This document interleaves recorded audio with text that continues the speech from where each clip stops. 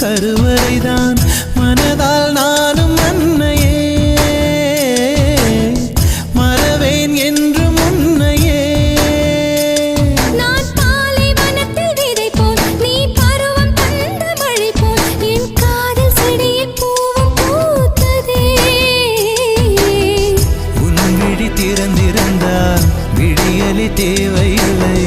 உன்னை நான் துறந்திருந்தால் உயிரது சொந்தமில்லை. இத்தனையும் இனி கிடைக்குமா? கிடைக்கும் கிடைக்கும் நான் கூட சொல்கிறேன்.